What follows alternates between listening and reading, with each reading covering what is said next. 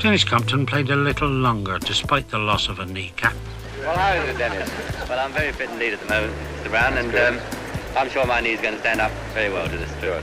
For several sunny summers, he was part of a phenomenal double act. He and Bill Edwards actually scored only a little under 7,500 runs between them in the 1947 season. Edrich made a dozen centuries, Compton 18, 2 more than Hobbs in his record summer of 1925. Compton's aggregate of 3,816 beat Hayward's record of 1,906. Small wonder that men and boys who watch them coin runs at will still become wide-eyed at the memory of that season. They both did wonderful things for England in 1948. Edrich made a century at Leeds, and Compton 2 splendidly heroic hundreds. The first at Trent Bridge, when a Miller bumper in poor light finished him at 184. The next at Old Trafford, when a ball from Lindwall split his eyebrow early in the innings. He came back after a few stitches and a slug of brandy and scored an unbeaten 145. As in the days of Grace and the young Bradman, people came to watch a specific performer when Denis Compton was playing. It went back to his first Ashes Test in 1938, when, only 20 years old, he made 102, and reached its climax when he made the winning hit as England regained the Ashes after 19 years.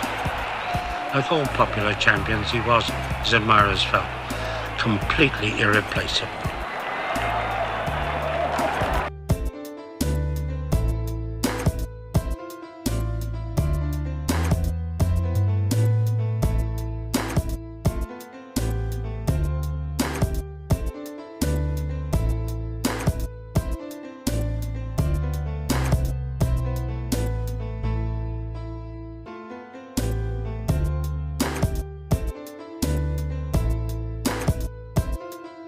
Old Trafford, when I got hit on the head when I was 2, went into the dressing room, taken to the dressing room, had stitches put in, went out and had a net, found I could see all right, came back, and the doctor gave me a brandy, which I didn't drink in those days, but I took that, and it was very nice too, and went out and scored 145 not out against the Aussies, against Miller and Lindwall. After a quick knock in the nets, Compton returned.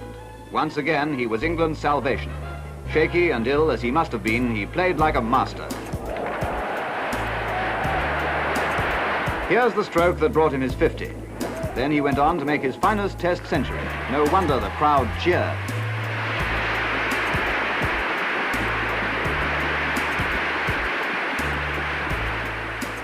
The holidaymakers at Hastings had a thrill when brilliant young Denis Compton neared his 17th century this summer to beat the record Jack Hobbs set up 22 years ago.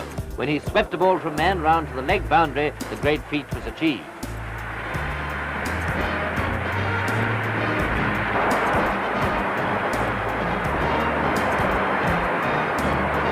The game was held up as the players shook his hand. Robbins and Edrich came out from the pavilion, and South African captain Alan Melville joined in the congratulations. 44 more runs to get now, and Compton as Edrich's partner. Slowly but surely the score mounted. It was by no means easy going. The Aussies certainly weren't handing those Ashes back on a plate after 20 years. Then, near the end, Hassett put himself on to bowl.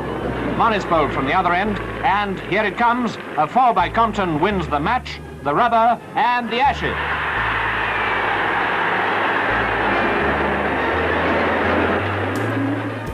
By lunchtime on the second day, Compton and Edrich each had over 150. Together, the Middlesex twins put on 370 in a record stand. Here's Compton's 200.